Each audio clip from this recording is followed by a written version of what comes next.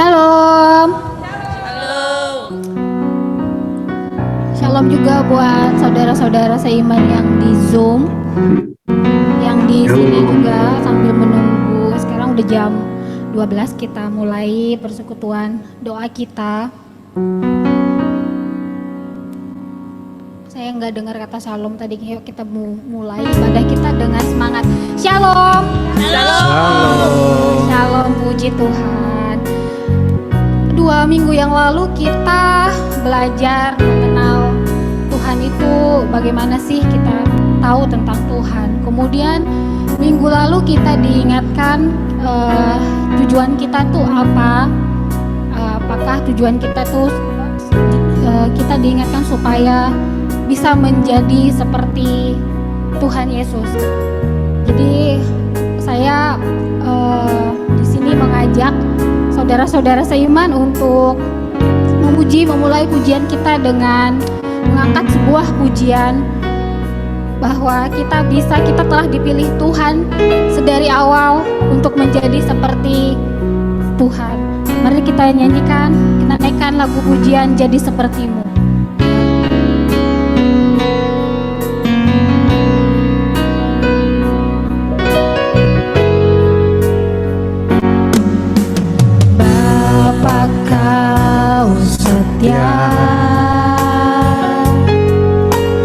Takkan meninggalkan,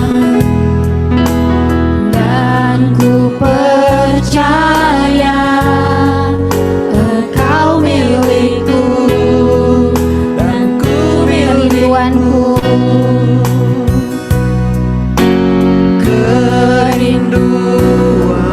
Tinggikan namamu ya Tuhan. Tinggikan namamu, Karena ku tahu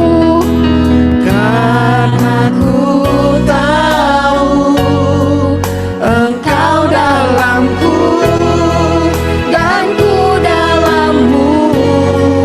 Ubah hatiku Tuhan, ubah hatiku seputih hatimu, setulus salibmu, kasihmu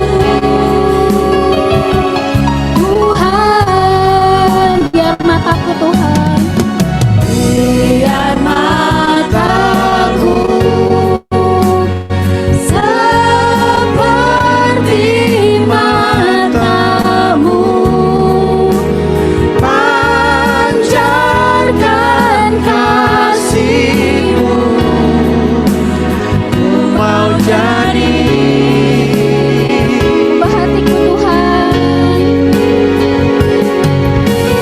ubah hatiku seputih hatimu, setulus salibmu, kasihmu Tuhan. Biar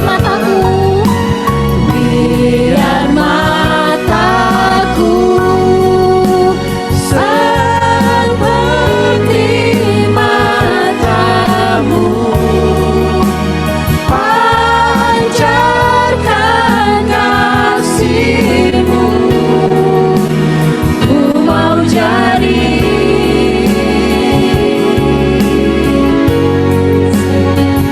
Mau jadi sepertimu. Puji Tuhan, Tuhan yang bisa mengubahkan hati kita, Tuhan yang menetapkan kita sejak dari awal, sejak kita di dalam kandungan untuk menjadi anak-anak Tuhan, untuk menjadi seperti Tuhan, untuk menjadi sebuah orang pemenang. Sebelum kita nyanyikan pujian lebih dari pemenang, mari kita berdiri memuji Tuhan.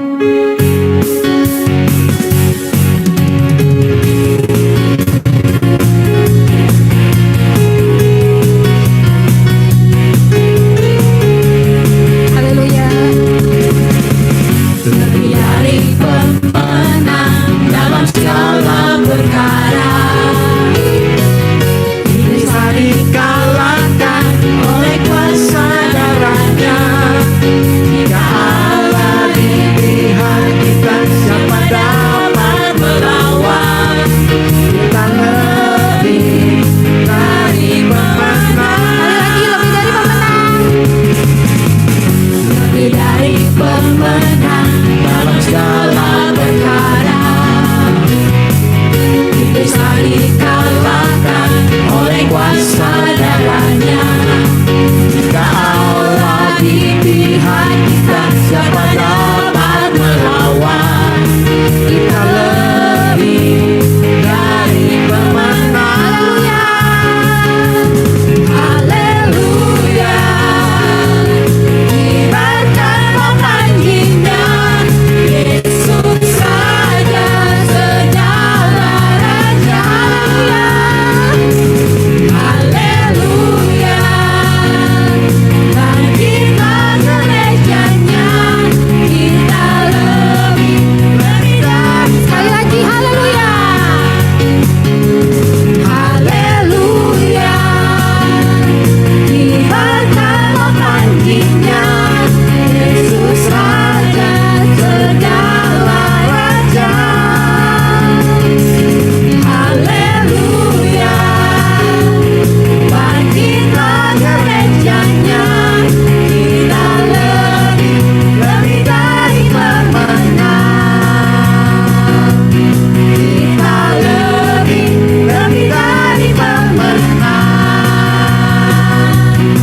Kita lebih dari pemenang. Puji Tuhan, kita semua yang ada di sini adalah pemenang-pemenang.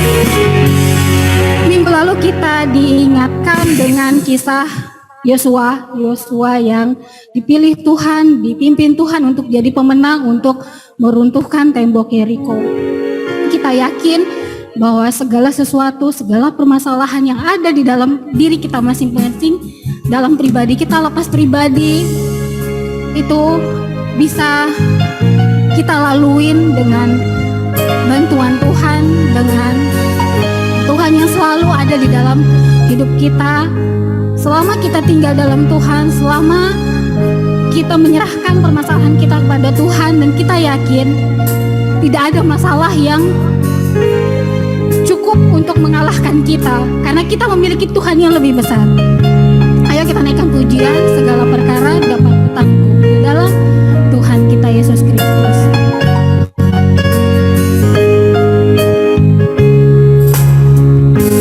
Segala perkara dapat kutanggung, di dalamnya yang memberi kekuatan. Tuhan Yesus penolong dan sahabat, tetap percaya Tuhan setia. Penolong yang setia, Penolong yang selalu setia, memenuhi keperluanku. Tak pernah dia mengecewakan. Yesusku tak pernah berada. Segala perkara dapat kutanggung, di dalamnya yang memberi kekuatan.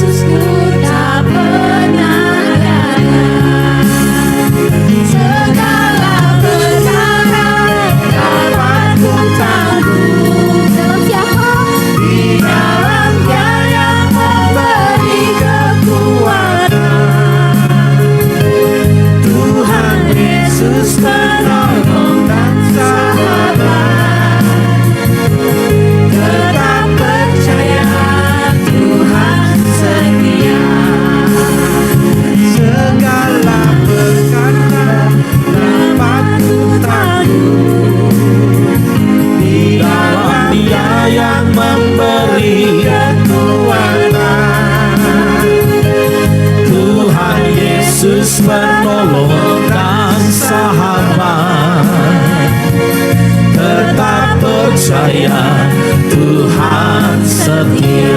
Kami tetap percaya kepadamu. Tetap percaya Amin. Tuhan setia. Tetap percaya Tuhan setia. Mari berikan tepuk tangan buat Tuhan Yesus, Allah yang setia, penolong yang tidak pernah gagal.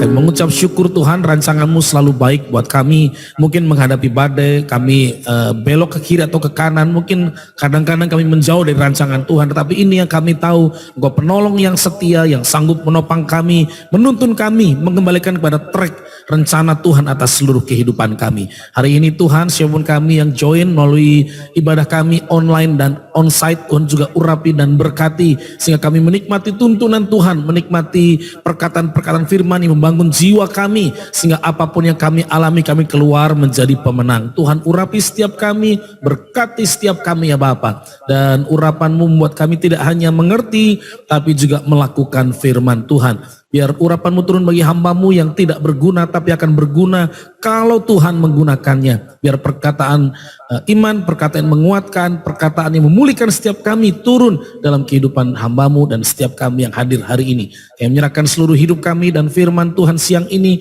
dalam nama Tuhan Yesus Kristus. Dan setiap kita yang siap diberkati, mari bersama dengan saya katakan amin. Puji nama Tuhan. Wah, senang sekali ya ketemu lagi. Haleluya. Biasanya online terakhir ya, sekarang onsite ya. Sekali lagi shalom Bapak Ibu, senang ya. Kalau ini kamera berarti di sini ya, yang online shalom juga ya. Ya. Oke. Karena waktu Saudara ya, karena kita akan harus kembali ke kantor. Tema kita hari ini bicara tentang winner mentality Saudara ya. Saya percaya memang Tuhan menyediakan kemenangan ya. Tapi persoalannya mentalnya siapa apa enggak. Nah ini persoalannya Saudara ya. Karena hidup Anda dengan saya selalu sifatnya itu dua, yaitu unpredictable, uncontrollable. Kemarin saya mengajar dengan tim saya di Jelambar di sebuah gereja.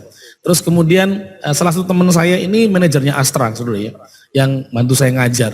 Terus dia bilang nih, jadi bukan dia bilang, jadi kondisi dia Saudara ya, itu habis cuci mobil, ya setelah saya lihat rumahnya Saudara itu nggak miring-miring banget begitu ya garasinya, tapi kepleset Saudara. Nah keplesetnya itu dia tidak bisa kasih contoh kemarin karena betul-betul jalannya aja udah kayak orang hamil pelan-pelan Saudara ya, kesakitan begitu ya.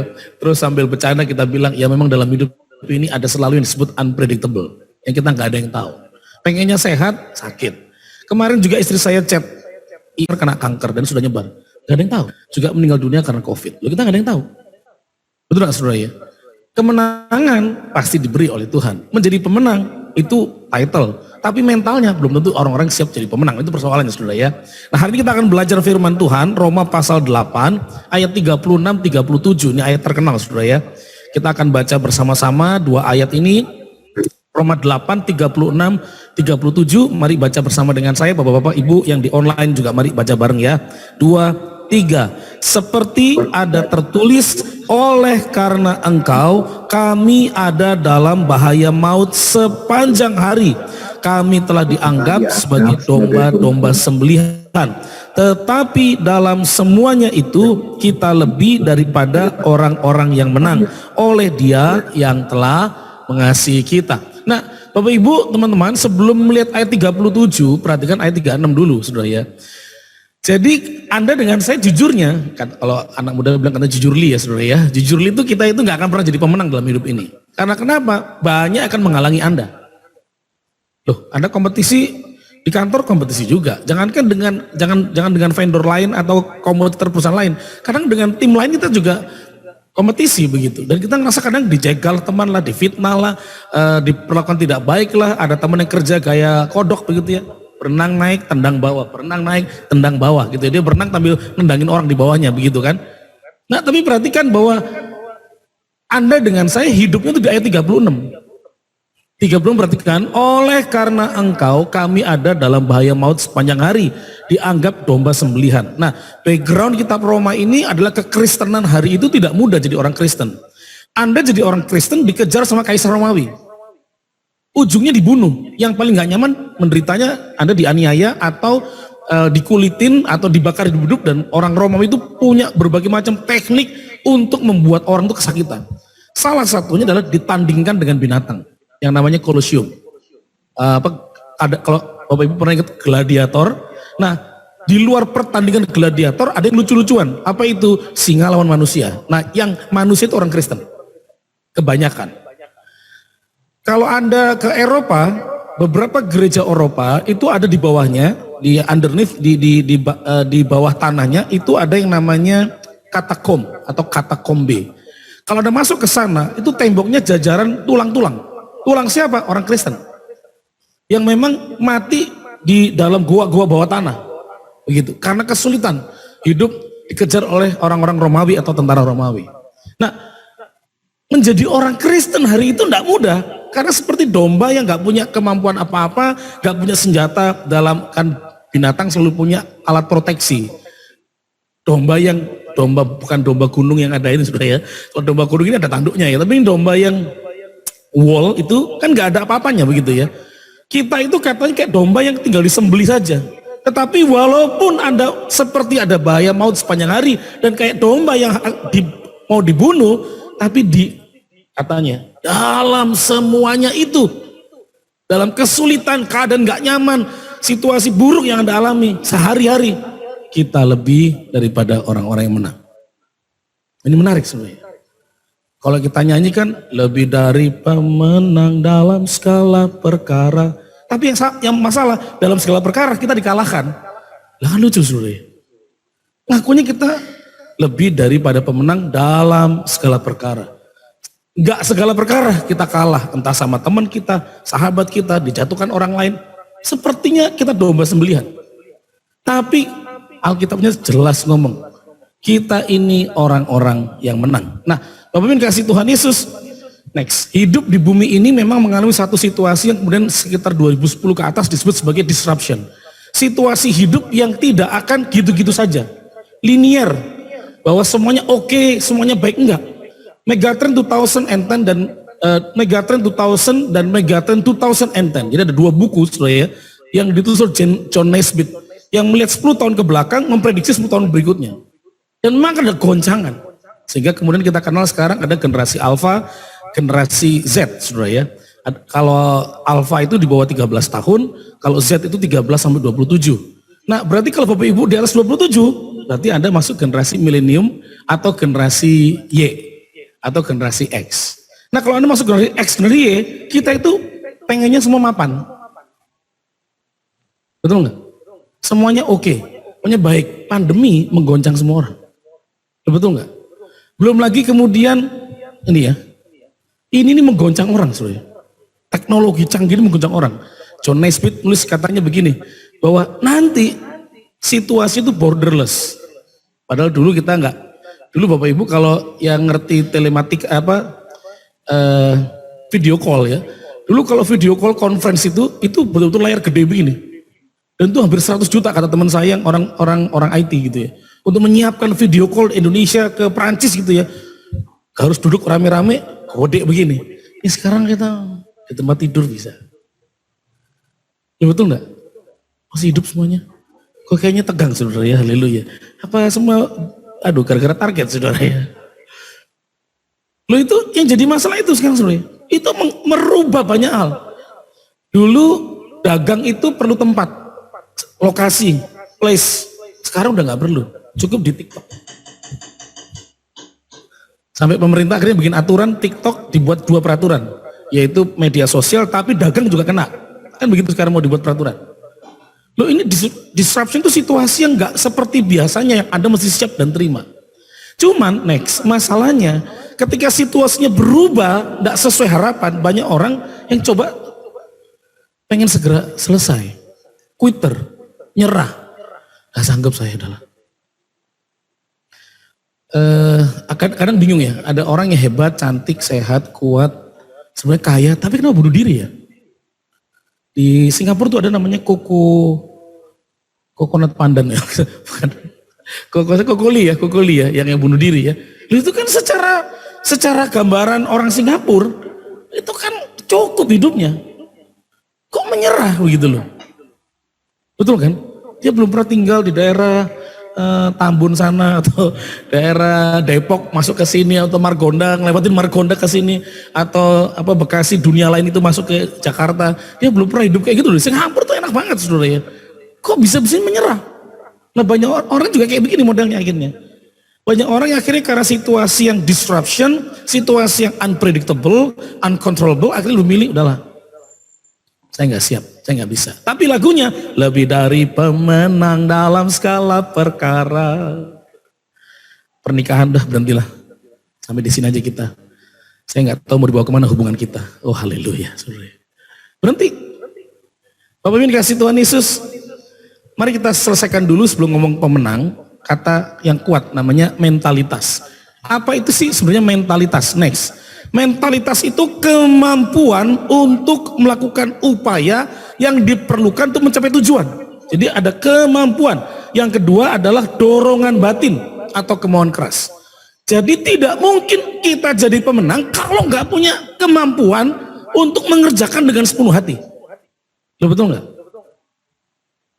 Saya suka mendengar waktu itu bukan podcast ya. Kalau di YouTube itu namanya berarti podcast itu kan baru-baru ya istilahnya. Kalau di YouTube tuh dulu istilahnya namanya, aduh siapa sih, apa sih istilahnya pelajaran begitu ya. Kalau sekarang kan disebutnya podcast gitu ya. Itu di waktu itu saya dengar si pembicara Kristen tapi yang dari Amerika Serikat, beliau sudah meninggal dunia. Buku-bukunya banyak tentang kepemimpinan. Terus dibilang begini, tahukah saudara tempat terkaya di bumi ini? Bapak Ibu tahu nggak tempat terkaya di bumi ini di mana? Prediksi Bapak Ibu, prediksi Arab karena minyak gitu ya. Yang lain Bapak Ibu? Di mana? Indonesia, oh iya harus Indonesia dong. Oh, apalagi ini 17 Agustus harus Indonesia. Indonesia ya, haleluya 17 Agustus. Oke. Selain Indonesia mungkin ada lagi tempat yang paling kaya di bumi ini? Israel, oke ya, walaupun agak tandus sebenarnya Israel ya, tapi tanah perjanjian paling enggak. Tapi menurut beliau, tempat terkaya di bumi ini, terhebat di bumi ini adalah kuburan katanya. Saya kaget loh, kok bisa dibilang begitu? Karena di kuburan lah sebenarnya banyak orang-orang hebat yang menyerah sebelum waktunya. Harusnya pemimpin, misalkan dia presiden direktur perusahaan apa, tapi kerjanya baru sampai bawah, ditekan temennya, nyerah. Padahal kalau dia nunggu aja 3, 4, 5 tahun nanti, ternyata dalam jalan Tuhan, dia itu naik. Ada pelari hebat, ada pemilik emas terbanyak di bumi ini, tapi baru tambang sebentar, kena tekan, kena penyakit, berhenti, nyerah. Anda ngerti maksud saya? Saya lupa itu nama pembicaranya itu, tapi itu bagus buat saya sadar, iya ya. Makanya Pengkhotbah 9:10 bilang begini, apapun juga yang di tangan kananmu, di tanganmu sorry, nggak ada kata kanan ya, di tanganmu kerjakan sekuat tenaga. Nah itu mentalitas namanya. What your dreams? And many people don't have a dream. Semua kalau ditanya pengen apa? Pasti jawabannya begini, sukses, bahagia, naik jabatan, promosi, tapi nggak pernah mention bener-bener detail mau ngapain, nggak pernah ditulis. Sehingga hidupnya berlalu begitu saja. Mentalnya akhirnya begitu, masalah tertekan, berhenti. Bapak Ibu sebenarnya bicara mentalitas yang kuat, kita tuh dipelihara, dirawat dari mana? Dari rumah kita sendiri. Nah kita akan lihat sebuah film, teman-teman yang ada di Zoom semoga dinyalain supaya bisa ini ya, bisa dengar juga ya. Ini filmnya tentang protata lah Pak, tasyalah mamanya lah Pak, gitu saudara ya. Ya, kapung kap. Ya. Oh belum ya. Bukan ini filmnya saudara, bukan ya. Yang ini Kak, ini dinyalain dulu ya betul. Supaya mereka bisa dengar juga teman-teman ya. Kapung kap, halam katanya yang mana? ปิยะฉัตรค่ะ Oh tapi di situ kedengeran gak ya? 5 เต็ม 10 ค่ะ Anak-anak Sompop, Kak. dapat 5. Sompop namanya. 9 เต็ม 10 ค่ะ Kamu dapat 9. Wah temen yang ngomong ya. อาภาค่ะ แม่ไม่รักผม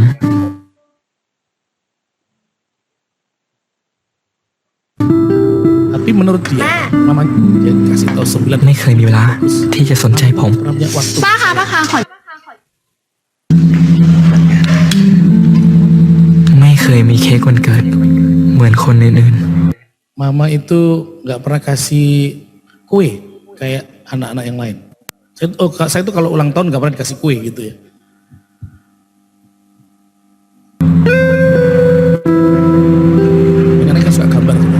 พบแม่งมาว่ะ พบทำไมมาอยู่ที่นี่ แทนที่จะเอาเวลามั่วสุมกลับไปทำการบ้าน แล้วเงินที่แม่ให้พบไปโรงเรียนอยู่ทุกวันพบเอามาเล่นเกมเหรอพบไม่ต้องมาเถียง ไม่ พบสงสารแม่บ้างไหม แม้กระทั่งจะฟังความจริงจากผม แม่ก็ฟังมึงดิ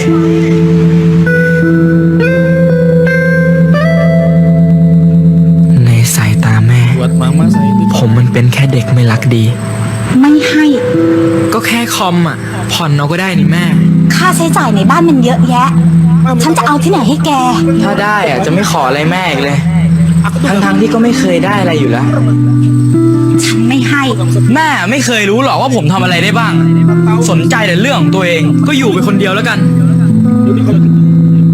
นานและคอมก็คอมผมนะครับ ขอแป๊บเดียวจะเสร็จแล้วเนี่ย ครับผม ขอบคุณครับพี่ dagang gitu ya. ฮัลโหลครับ Halo Hap, kamu ครับ akrab, bukan sering akrab lainnya. Dengar sebuah berita yang mengagetkan. Jangan kemarin ก็อยู่ไปคนเดียวแล้วกัน mama itu jantungnya malah kena gitu ya.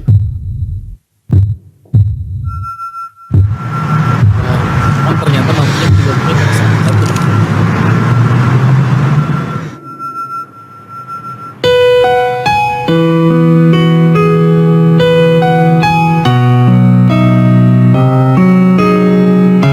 Dalam kesedihan sang anak, kemudian makanya mamanya kami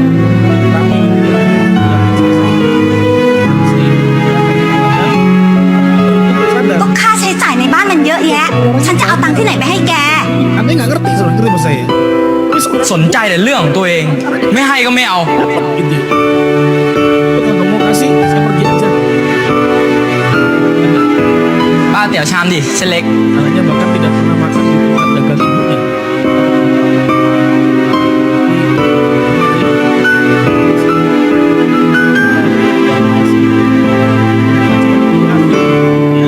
Memberikan warisan.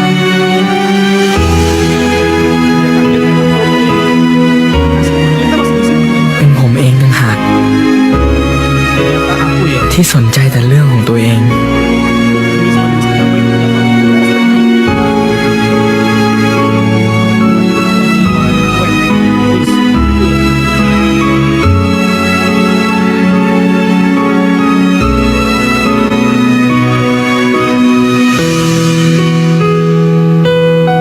ทั้งที่แม่ ให้ผมมาตลอด Jadi aku sebenarnya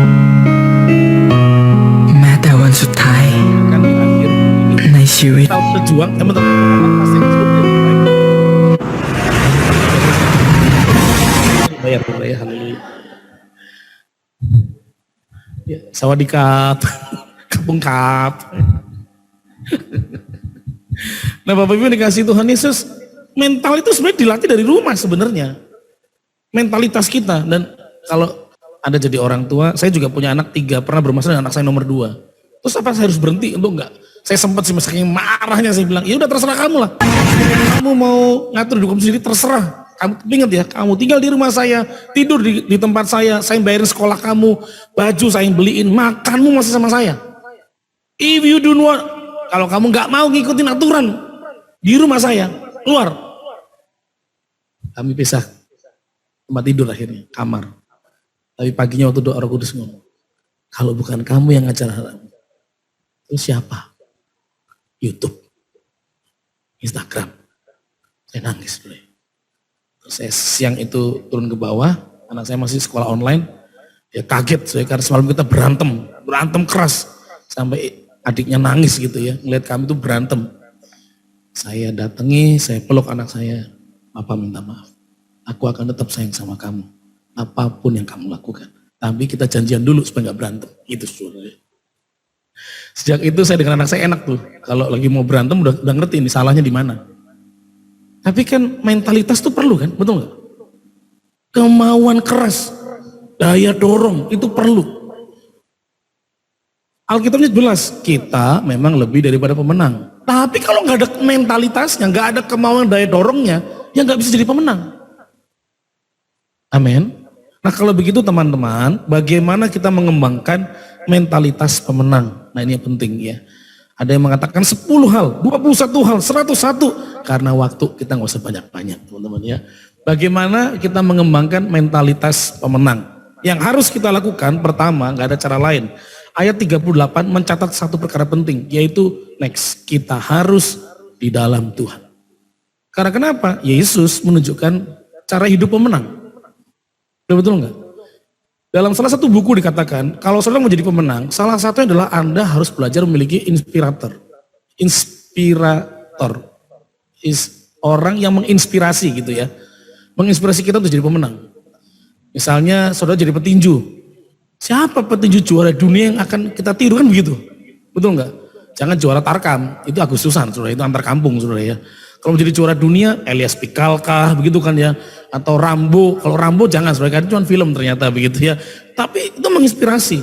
Ada mau jadi pelari siapa yang akan Usain Bolt mungkin. Daya larinya, tapi ternyata hitung-hitung badan kita sama dia, bagusan dia. Ya udah kita ganti, jangan Usain Bolt, ganti orang Asia. Lo kan begitu saudara ya. Supaya tahu nih. Nah Yesus menunjukkan pemenang. Dari mana? Dari semua sikap hidupnya. Orang yang hebat, pintar, ngerti agama, gak dekat sama orang berdosa. Yesus datangi orang berdosa. Walaupun ditolak. Betul enggak? Walaupun di waktu menyembuhkan mereka, melakukan mujizat, ternyata suara mereka juga yang minta dia disalibkan. Apa yang dia bilang? Bapa, ampunilah mereka. Hebat loh saudara. Waktu orang-orang Yahudi ngomong, kalau kamu anak Allah turun dari salib. Gak bisa. Bisa dia. Yesus punya kemampuan menyembuhkan tubuhnya lebih hebat dari Wolverine. Karena Wolverine itu cuma film. Loh, Yesus bisa gak di atas kayu salib tiba-tiba keluar glek dari salib terus kemudian sembuh total, kemuliaan? Bisa gak? Bisa. Sangat bisa. Tapi dia gak lakukan. Dipermalukan dia terima. Tapi Bapa ampuni mereka. Loh hebat loh. Salah satu film yang sempat 2004 sampai 2008, 7 tahun sampai 10 tahun itu masih dipakai adalah film Passion of the Christ. Ketika Paskah ini cuplikan film ini selalu dipakai waktu itu, waktu film ini muncul. Nah di film ini yang paling menarik buat saya, waktu saya masih jadi dosen teologi ya, saya memutuskan berhenti mengajar tahun 2019 sebelum pandemi. Jadi dosen teologi ya. Salah satu yang buat saya kaget loh ya, kayak gitu ya. Itu kan kalau kita nonton film Passion of the Christ, itu kan ini Bapak Ibu, kalau ditanya bagian mana dari film itu yang impresi banget. Ada yang bilang saat dicambuk, kayak deg-degan kan gitu ya. Aduh kesian, saat Yesus panggul kayu salib, aduh kasihan. Nah kalau saya itu yang paling buat saya kaget itu adalah saat Yesus ditangkap di Taman Getsemani. Apa yang dilakukan oleh para penangkapnya, yaitu tentara Bait Allah, adalah meludahi Yesus. Waktu saya lihat Yesus diludahi, saudara, kaget, saudara, kaget. Karena kenapa? Saya ini dosen teologi ya. Mengajar apa? Mengajar tentang apa yang dilakukan Yesus. Saya berdoa mendoakan orang sakit disembuhkan, kuasa kegelapan hilang dalam nama siapa? Yesus. Dia nggak perlu pakai nama siapapun, nggak perlu pakai teori siapapun, dia ngajar atas namanya. Begitu diludahin, diem loh. Laki-laki, Bung. Aduh, coba kalau ada yang berani ludahin beliau saudara ya. Kalau orang Jawa katanya kalau naik orang Solo ya naik kereta keinjek kakinya kan bilangnya maaf Pak, kakinya numpang di atas kaki saya Pak. Tolong diangkat Pak. Oh, Ambon, Batak, Timur. Pak, mata kau lihat gak? Yesus diludahin itu. Oh ya. Diludahin itu Bapak Ibu, memang tidak luka, tapi itu harga diri. Kenapa Yesus nggak bisa ngomong dalam kuasanya, lidahnya orang itu keluar nyentuh ke tanah, orang itu kepalanya ke bawah, bisa, tapi dia memenangkan pertarungan emosinya dia. Sementara kita baru diomongin orang sedikit marahnya minta ampun, pengen kasih virus ke komentar orang itu. Diomongin bos kita begitu direndahkan kita. Selama saya hidup ya, ngomong sama teman, gue tuh nggak pernah lo kayak gini. Orang tua gue yang paling sayang gue aja tuh gak pernah makin gitu, bos tuh cangkemnya kurang ajar dong.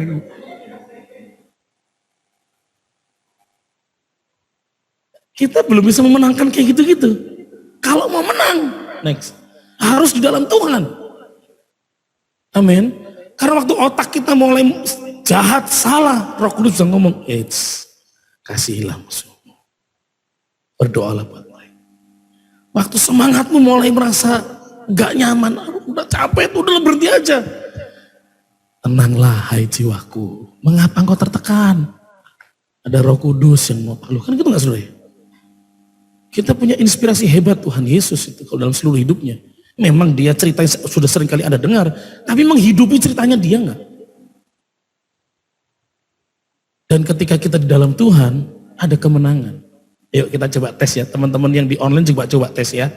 Coba semua lipat tangan, 1, 2, 3, lipat tangan. Oke, sekali lagi 1, 2, 3. Oke, lihat jempolnya. Jempol perhatikan, jempol kanannya di atas, bisa angkat tangan. Yang jempol kanannya di atas, angkat tangan. Oh, banyak jempol kanan di atas ya. Jangan sampai lupa, ini kiri apa kanan. Nah, ya, kalau jempol kanan Anda di atas, ini bukan salah benar Anda ya. Kalau jempol kanan Anda di atas, Anda dikendalikan banyak oleh otak kiri, keputusan-keputusan cara Anda hidup. Kalau Anda jempol kirinya di atas, berarti banyak dikendalikan oleh otak sebelah kanan. Nah, fungsinya itu kan beda-beda. Kalau otak kiri singkatnya dikenal sebagai IQ, otak kanan disebut dengan EQ. Kalau iya ngomong sendiri jangan gitu, ini gak usah, ini gak bisa. Ini momen saya, kakak, gimana sih? Aku kaget tadi. Nah Bapak Ibu, gue udah lupa mau ngomong apa tadi. IQ, EQ gitu ya. Nah, kalau IQ itu cenderungnya orangnya akan cenderung kepada data, analisa. Kalau ngajak ngomong orang itu tuh lebih baik jangan ngomong asumsi. Buktinya apa? Nangkep ya? Anda, Pak maaf Pak saya terlambat ini. Ya itu kenapa terlambat? Ini Pak dia nggak percaya. Kenapa? Gitu. Pak maaf ini proyeknya terlambat ini. Kenapa terlambatnya? Coba jabarin. Ini Pak masalahnya. Kasih tahu apa hari ini kenapa? Nah dia mesti detail. Tapi short term memory. Galak marah. Setelah itu bisa ketawa-ketawa di luar. Lupa. Nah kalau yang EQ agak baperan kadang-kadang. Begitu diomongin. Nah apa sih Kak? Aku tuh kesel banget sama dia tuh, kok bisa sih kayak gitu. Kan dia tuh ngomongnya diatur, kayak dikunci dulu mulutnya, gimana diajar di sekolahin tuh mulut mau comberan modelnya begitu. Ke bawah emosi terus. Sampai pulang ke rumah pun ke bawah. Papi, mami kenapa? Jangan ganggu papi, jangan ganggu. Masalahnya udah selesai itu sebenarnya. Tapi perasaannya belum selesai. Orang yang ini, nah ini bedanya. Orang ini logikanya kuat, tapi gampang menyerah. Orang yang ini mungkin gak terlalu pinter, tapi EQ, emotional quotient, strugglingnya itu lebih kuat. Yang ini bisa pinter, tapi kalau tanpa Tuhan nanti licik nih orang. Orang ini struggle, kuat, kalau tanpa Tuhan dimanfaatin nanti. Makanya perlu namanya SQ, Singapore Airlines. Bagus ya. Harus ada spiritual quotient. Kadang kita nggak ngerti, lupa, Tuhan bisa kasih hikmat. Takut akan Tuhan, permulaan hikmat. Ketika Anda tertekan, nyamanlah jiwaku, nyamanlah jiwaku. Itu kan namanya penulisnya lagu ini Shepherd, siapa G. Shepherd gitu kan. Orang ini kan pengacara, punya usaha, habis tapi. Terus anaknya mati juga, tenggelam.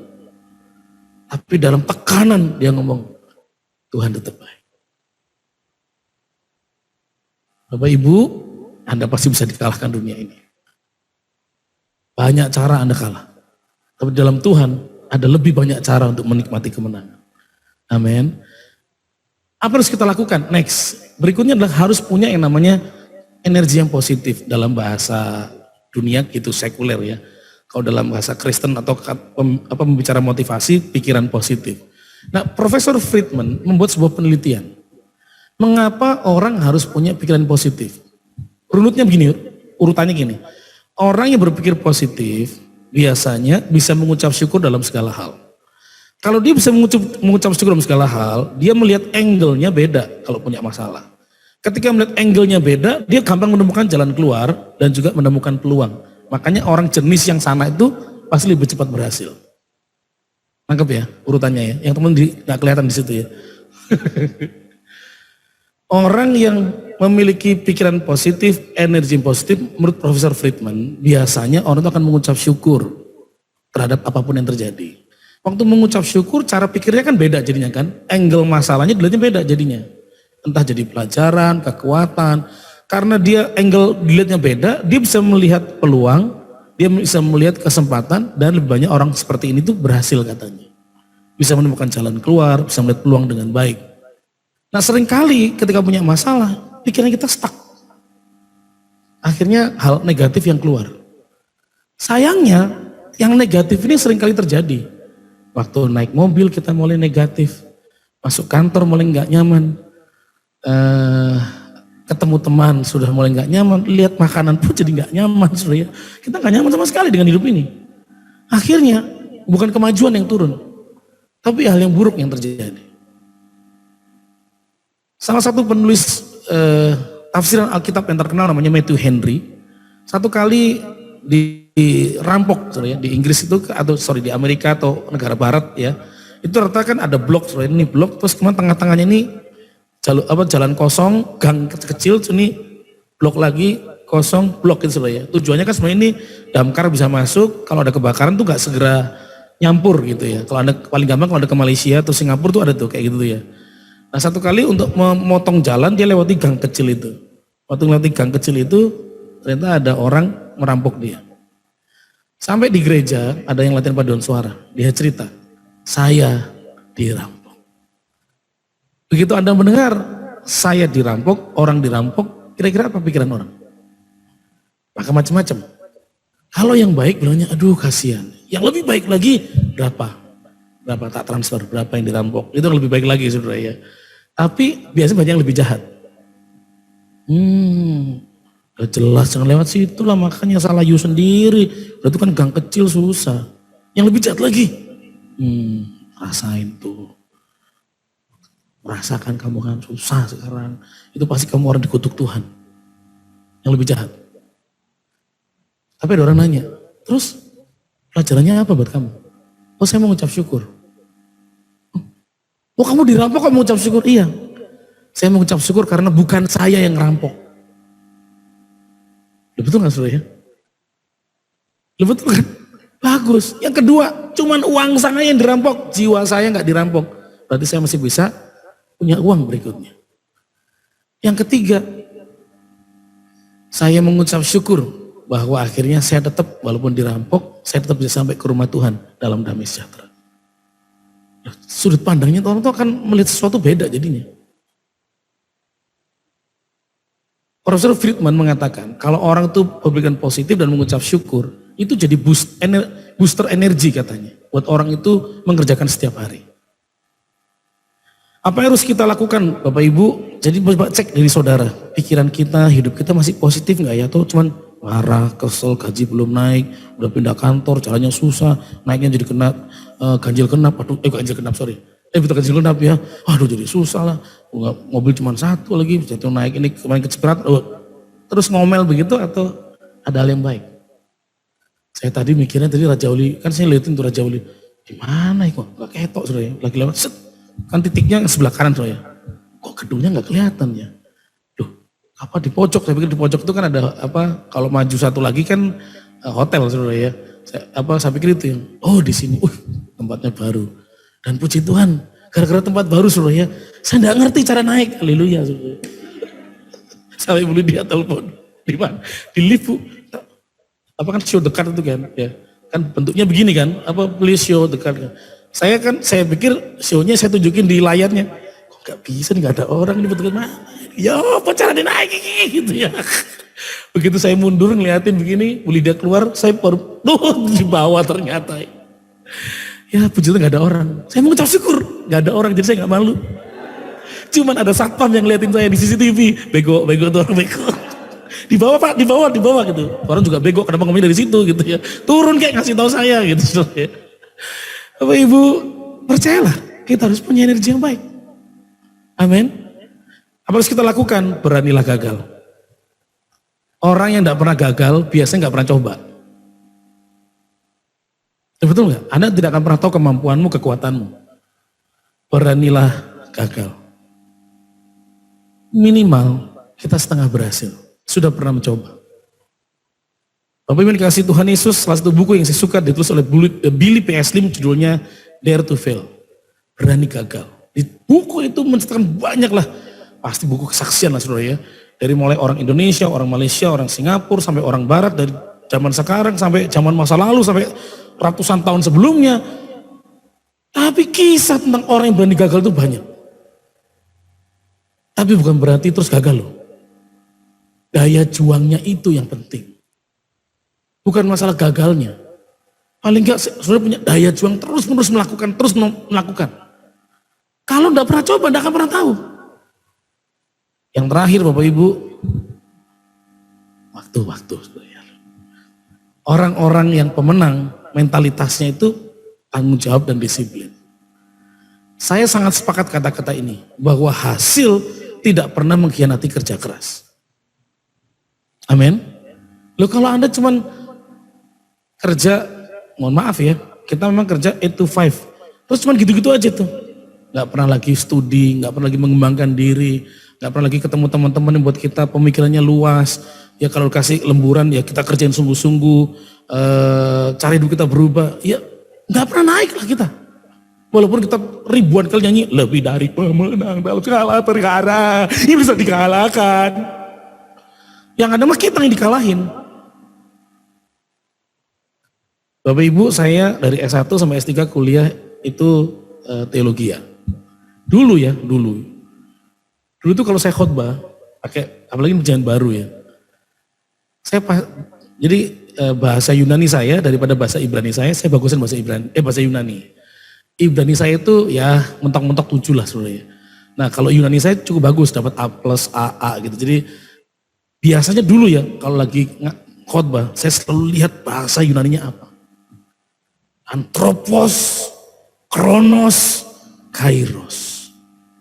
Kalau nak kalah masuk teknos, dikalahkan oleh Thanos.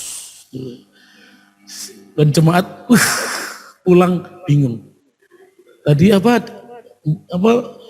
pelontos apa merongos ya selalu. Iya, brengos. Sampai satu kali Pak, ada satu teman ya, satu teman baik saya gitu yang ngundang saya, terus ngomong gini, Pastor, khotbahmu tuh bagus loh, aku tuh jadi tahu sejarah Israel, tahun sekian-sekian, terus dalam sampai, oh bahasa asli gini-gini. Cuman jujur ya, karena aku lagi mikir gitu, itu ayat kayak gitu yang dijelasin gitu, buat kehidupan sehari-hari apa ya? Karena minggu ini aku punya masalah, tak cari ayatmu, bahasa Yunanimu gak ketemu di kepalaku. Gagal gak? Gagal lah. Walaupun dia bilang awalnya bagus ya, bagus loh khotbah kamu itu buat saya punya pengetahuan, tapi pengalaman hidup kurang jadinya. Terus saya mikir khotbah gimana jadinya ya supaya menarik orang. Sampai satu kali saya duduk dengar seorang yang sharing, sederhana sih, bukan sekolah teologi ya, tapi itu seperti mengubah jalan pikiran saya. Wah ini nih. Akhirnya Bapak Saudara pasti percaya dan sepakat ada ilmu namanya ATM. Amati, tiru, modifikasi. Ya kan? Itu di semua lini kehidupan ilmu ini dipakai. Amati, tiru, modifikasi. Nah, kemudian saya lihat 3 pembicara. Pembicara terakhir, pembicara 1 kan kedua ini orang teologi semua sebenarnya. Kedalamannya, cara ngomong saudara. Saya ngikutin dulu. Terus saya ikutin benar-benar saudara dulu. Tapi pembicara terakhir, yang terakhir itu bukan orang teologi ya. Tapi dia banyak mengungkap kisah-kisah motivasi yang sesuai dengan yang dia khotbahkan gitu. Saya kaget dulu ya. Wah ini yang saya nggak punya ini. Sejak hari itu, kira-kira 2006 saudara ya, atau 2004 saya mulainya. Sejak itu mulai saya mengumpulkan, saya minta izin istri saya. Oh enggak, berarti itu 2003. Karena baru menikah 2 tahunan betul. Nah sejak itu saya bilang sama istri saya, boleh nggak saya belanja buku sebulan sekali dalam keadaan ekonomi kami yang kurang bagus ya, masih belum mapan. 50.000 per bulan. Boleh nggak? Kan kami ada anak asuh, sekolah kita minta sumbang, orang tua gitu ya. Tapi kelebihannya itu nggak banyak. Cuman boleh nggak saya tanya istri saya, 50.000 per bulan saya beli buku. Yang saya pastikan buku itu akan membuat saya lebih baik. Ayat firman Tuhan, khotbahnya. Istri saya mendukung, boleh. Sejak itu saudara ya, saya terus belajar buku-buku semacam itu. Sampai akhirnya ikut kelasnya John C. Maxwell, certified, kelas karakter building, baca tanda tangan, belajar. Coba tanggung jawab. Kadang bikin materi gitu sampai jam 3, jam 4 pagi. Supaya tanggung jawab yang Bapak Ibu persatuan doa ini kasih, gereja kasih, pulang itu ada sesuatu yang dibawa. Kalau dalam bahasa kami kelas motivasi namanya golden nugget. Jangan sampai orang pulang gak dapat golden nugget, dapatnya chicken nugget. Pulang gak bawa apa-apa gitu loh. Cuman terbuai ayat, gak ngerti. Sejak itu saya belajar tuh. Setiap kali dikasih kesempatan, saya harus bertanggung jawab. Oh, jumlah orang banyak atau sedikit itu bukan urusan saya. Dampaknya pasti akan terasa. Betul gak sebenarnya? Secara keuangan dulu hancur. Baru mulai rintis difitnah orang, nol semuanya. Di riset rasanya. Tapi percayalah, kalau Anda bertanggung jawab, disiplin dengan apa yang Tuhan percayakan. Di bidang apapun saudara, mau sekuler maupun rohani, sepanjang kau tanggung jawab dan disiplin, mengerjakan bagian kita setiap hari, tetap kemenangan diberi. Step by step, satu tangga demi tangga yang lain, Tuhan lakukan. Amin. Bapak Ibu, kadang-kadang rumah itu menjadi persoalan. Next. Rumahlah yang kadang membuat orang itu mentalnya kuat, tapi juga rumah juga menghancurkan orang. Wanita ini namanya Dani Johnson, menuliskan sebuah buku tentang mengembangkan anak dengan judul buku Grooming the Next Generation for Success. Bagaimana menumbuhkan anak-anak itu menjadi anak yang sukses berikutnya. Tapi Anda tahu, Dani Johnson ini lahir dari keluarga yang bermasalah. Bapaknya kena narkoba, suka mabuk, suka pukulin ibunya, KDRT, tendang dia juga, tendang adik-adiknya. Rasanya gak ada masa depan di rumah tangganya keluarga Dani Johnson ini. Bahkan nama Dani itu nama laki-laki sebenarnya. Tapi lahir perempuan. Jadi mentalnya dia di rumah ini, mental pecundang. Kalau bisa hidup ini mati, mati aja. Merasa gak punya masa depan, gak punya harapan. Tapi waktu berjumpa dengan Tuhan, nah itu menariknya dia. Di SMA lah dia berjumpa dengan Tuhan. Nah sekolah Kristen itulah waktu dia berjumpa itu mengubah cara berpikirnya dia. Tadinya dia gak mau menikah karena saya nggak mau lihat laki-laki atau nanti kayak bapak saya, anak saya nggak mau nikah. Tapi ketika orang mengalami perjumpaan dengan Tuhan, cara hidupnya baru, cara berpikirnya baru, semangatnya baru. Dan akhirnya dia menikah punya 3 anak, yang semuanya anak didik dengan hikmat Tuhan. Wanita yang tadinya merasa gagal, lihat orang tua berantakan, dikebukin orang tua yang gak jadi contoh, mentalnya hancur. Tapi percayalah, kita lebih daripada pemenang. Sebab ada Yesus yang mengasihi Anda dengan saya. Amin. Bapak Ibu, rahasia next. Untuk menghidupi kehidupan yang luar biasa adalah mengubah tragedi menjadi kemenangan, kesakitan menjadi kebaikan. Kalau dalam bahasa saya, tidak pernah ada pemenang tanpa sebuah kejuaraan. Anda harus ikut pertandingannya. Amin. Anda harus melewati kesulitan supaya Anda tahu Anda jadi pemenang atau tidak. Anda memang harus dihalangi orang supaya Anda jadi pecundang atau para pemenang. Yang tetap akan terus memiliki daya juang, mengerjakan, melakukan, tidak berhenti, tidak terhentikan. Biar Tuhan akan menolong Bapak Ibu Saudara hari ini tetap menjadi pribadi-pribadi yang setia mengasihi Tuhan. Lebih dari pemenang karena punya mentalitas. Sekali lagi ya, mentalitas. Di dalam Tuhan Anda pasti lebih daripada pemenang. Di dalam Tuhan, tapi mentalnya perlu dilatih. Kiranya Tuhan akan menolong setiap kita. Amin. Tuhan Yesus, mari jamah setiap kami hari ini waktu mendengar perkataan firman, biar firman itu berbicara lembut di hati kami ya Bapa. Mungkin kami menyadari kami banyak seringkali menyerah, seringkali mengutuk, seringkali mengatakan yang tidak baik, seringkali merasa ragu. Tapi hari ini Tuhan, biar firman itu menjadi kekuatan yang baru, bahwa kami betul-betul lebih daripada pemenang, karena di atas semuanya itu Allah menjadikan kami, Allah mengasihi kami, dan kerajaan surga tidak pernah meninggalkan kami sendirian. Kerajaan surga terus menyertai kami, kerajaan surga terus bergerak setiap hari bersama dengan kami, sehingga waktu kami hampir jatuh, tanganmu menopang. 7 kali orang benar boleh dijatuhkan, pasti bangkit kembali, karena tangan Tuhan tidak pernah terlambat menolong kami. Hari ini Tuhan, bangun mental kami Tuhan, tempa kami Tuhan untuk menjadi juara-juara kehidupan yang terbaik, sehingga dimanapun arena yang Tuhan taruh dalam hidup kami, mungkin di jalanan dengan mobil kami, mungkin di kantor dengan target-target kami, mungkin dengan komunitas kami, dengan teman-teman pembicaraan kami Tuhan, mungkin dengan orang-orang yang menunjukkan kesombongan, kehebatan, dan kami belum mampu, kami bukan menyerah, tapi kami mengerjakan yang terbaik. Mari Tuhan urapi setiap kami mendengar firman, kuatkan kami untuk melakukan firman. Berkati setiap kami yang lemah, berkuatkan kami yang mengalami letih, lesu, berbeban berat. Tuhan berikan kekuatan yang baru, dan biar firman hari ini membekali hidup kami berjalan dalam tuntunan Tuhan. Kami menyerahkan, hamba menyerahkan setiap orang-orang percaya hari ini, kami yang onsite dan online, dalam nama Tuhan Yesus Kristus. Setiap kita ini diberkati, yang mau melakukan firman, mari bersama-sama katakan amin. Amin. Puji nama Tuhan. Silakan Kak.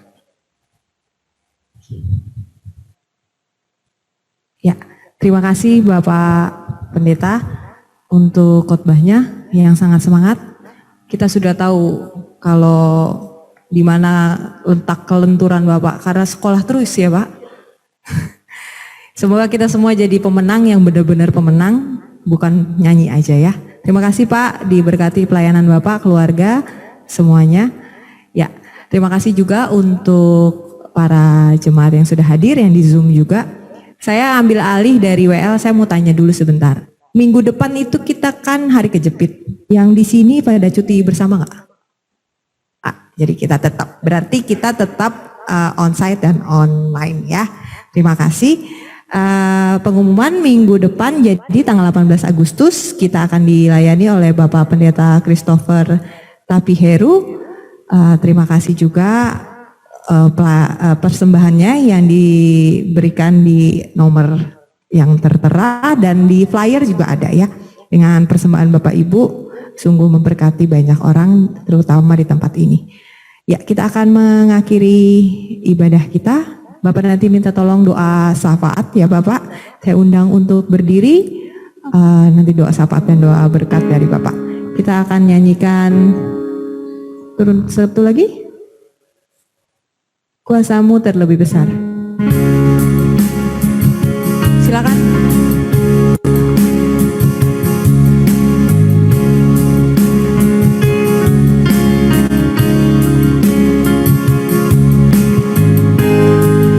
Kuasamu terlebih besar, Tuhanku terlebih besar.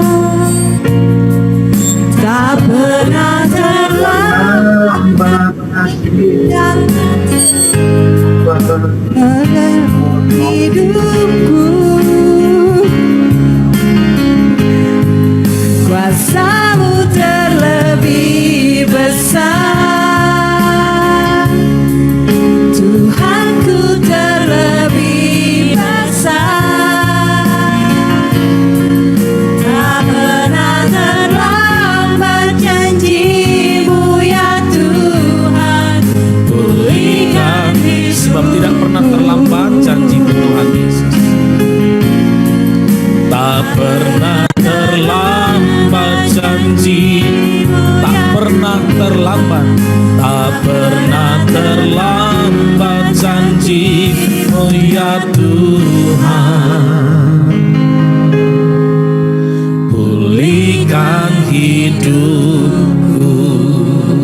Terima kasih Tuhan Yesus, kami percaya Kau pasti memulihkan kami, dan tidak pernah terlambat pertolongan kasih setia Tuhan atas hidup kami. Hari kan berdoa buat Raja Wali Group, Tuhan memberikan kekuatan, hikmat, pertolongan, penyertaan Tuhan, sehingga memimpin, memberikan instruksi, memberikan wawasan, project-project atau rencana ke depan dalam hikmat dan tuntunan Tuhan buat PT Raja Wali Group Tuhan, dengan semua anak perusahaan, BOD, BOC Tuhan, semua staf, semua karyawan Tuhan, satukan juga untuk mengerjakan perkara-perkara yang terbaik, saling menopang satu dengan yang lain, dan nama Tuhan dipermuliakan, berkat turun atas setiap perusahaan dan grup maupun anak perusahaannya Bapak. Kami juga berdoa buat setiap jemaat yang bekerja di luar Raja Wali Group, Tuhan juga urapi dan berkati dimanapun ditempatkan Tuhan di sana, bekerja tidak akan mengeluh, tidak akan menyerah, tapi mengerjakan yang terbaik sampai promosi, perkara yang terbaik, berkat-berkat diturunkan atas kehidupan mereka. Berdoa hari ini Tuhan Yesus buat Persatuan Doa Raja Wali Group,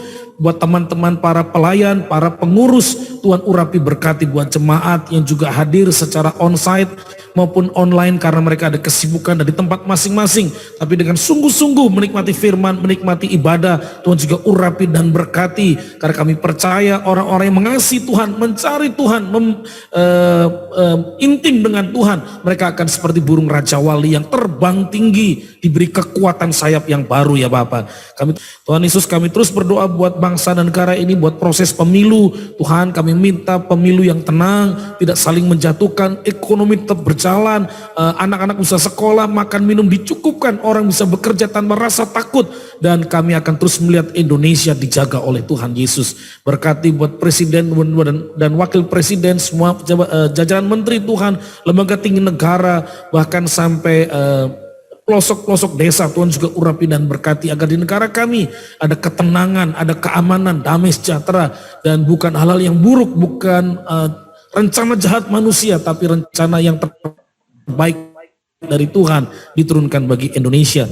Dan hari ini kalau kami akan kembali bekerja, biar Tuhan memberkati setiap kehidupan kami. Mari angkat tanganmu di hadapan Tuhan, harapkan berkat daripadanya. Aku berdoa hari ini engkau akan menikmati berkat seperti Abraham, Ishak dan Yakub. Aku berdoa hari ini engkau menikmati kesetiaan iman Sadrah, Mesa dan Abednego. Aku berdoa hari ini engkau menikmati kerendahan hati dan keberhasilan Daud, hikmat Salomo, kekudusan hidup Ayub melekat atas kehidupanmu, dan roh kepemimpinan seperti Yosua, Yusuf dan Musa melekat atas kehidupanmu, membuat engkau naik dan tidak menjadi turun, tidak jadi ekor tapi jadi kepala, dan itu akan terjadi dalam kehidupanmu yang berjalan dalam tuntunan Tuhan. Kembalilah ke tempat masing-masing, berkat daripada Allah Bapa di surga, cinta kasih daripada Tuhan Yesus, penyertaan dan mujizat daripada Allah Roh Kudus menyertai engkau sekalian dari mulai siang hari ini sampai Maranatha. Dan setiap kita yang percaya terima berkat itu, mari bersama-sama katakan amin. Bapa, terima kasih.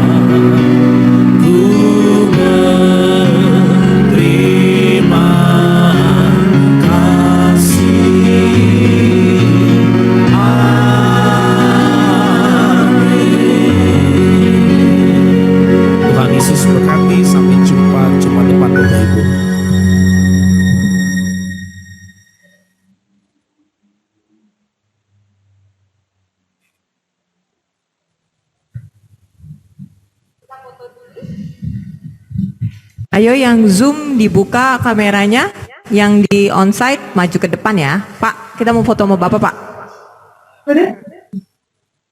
Ya.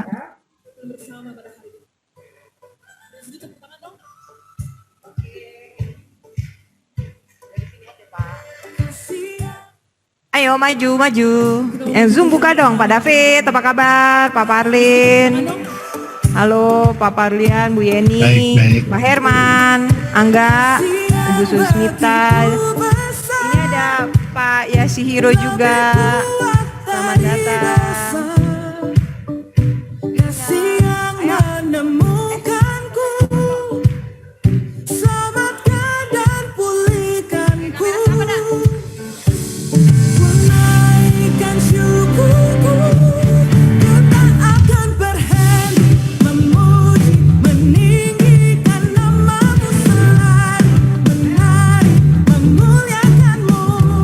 siap-siap yang di Zoom. Pak Ruli tolong itu Pak, ambil. 1, 2, 3.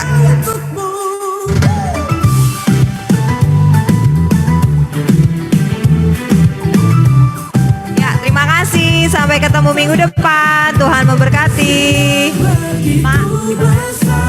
Dadah semuanya yang di Zoom. Terima kasih, Tuhan memberkati. Thank you semuanya.